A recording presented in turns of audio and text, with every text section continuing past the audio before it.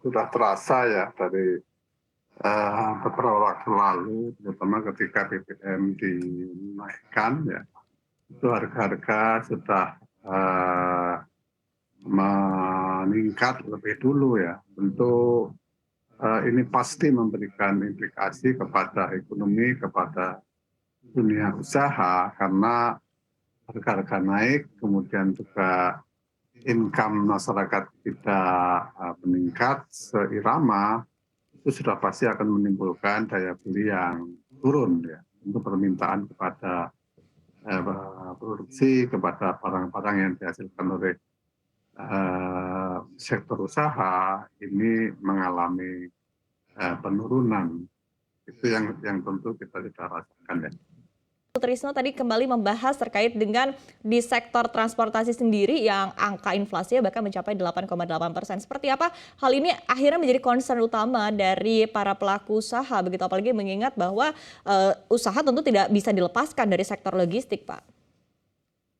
Ya, itu adalah masalah yang sangat krusial ya, karena memang tanpa ada logistik yang baik tidak mungkin barang itu bisa terdistribusi. Dan kenyataannya transportasi ini memberikan kontribusi yang besar, dan inflasi kenaikannya itu sampai 9%, ya, itu merupakan angka yang luar biasa. Dan ini tentu akibatnya adalah pergerakan barang itu pasti akan mengalami penurunan. Ini saya kira konsekuensi logis ya. Dan kita melihat ke depan ini sampai tahun 2023, inflasi kelihatannya masih akan terus meningkat. Ya, ada beberapa faktor yang menyebabkan, karena pertama memang situasi global mengindikasikan itu ya.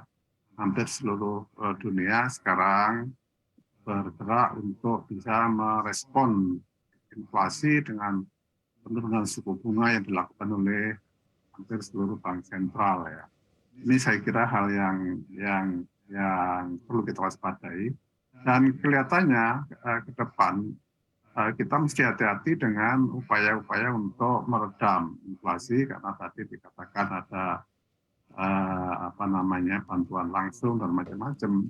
Itu saya kira sangat penting ya, dan kemampuan ini memang tidak uh, tidak juga luas. Karena apa? Karena bantalan dari pemerintah juga terbatas. Tahun depan kemungkinan harga energi itu akan turun. Tentu sumber-sumber ekspor kita dari energi juga terbatas. Nah, oleh karena itu yang penting sekarang bagaimana kita mencari bantalan-bantalan domestik yang lebih baik ya. Yang pertama tentu peningkatan daya beli menjadi sangat penting. Oleh karena itu mendorong daya beli masyarakat lapisan bawah ya, walaupun ada BLT ini kelihatannya juga tidak terlalu cukup untuk merespon itu. Oleh karena itu kebijakan di bidang moneter dan fiskal ya, fiskal ini kita harapkan pajak dan pungutan-pungutan lain itu agak direm dulu supaya tidak menimbulkan kontraksi yang lebih besar ya. Kemudian juga selain moneter, selain fiskal, yang terpenting itu juga adalah sektor real. Kita melihat di lapangan ini masih terjadi ekonomi biaya tinggi. Berbagai macam aturan masih bisnis as usual ya, masih panjang, masih banyak biaya-biaya yang kurang efisien ya.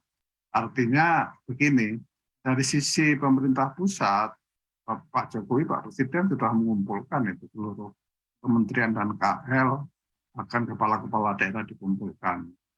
Untuk apa? Untuk bisa menjalankan langkah-langkah yang seirama. Tapi di lapangan itu tidak mudah transformasi dari kebijakan yang atas ya, pusat ke daerah.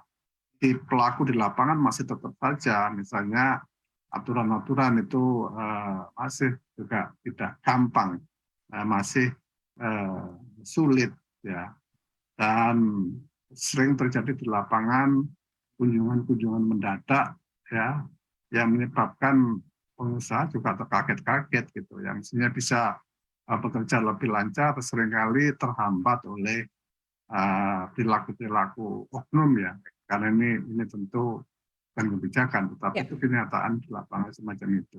Oleh oke. karena itu saya menginginkan agar langkah ini bisa diikuti secara real di Ya, lapangan, oke. karena memang kita menghadapi itu ya. Oke.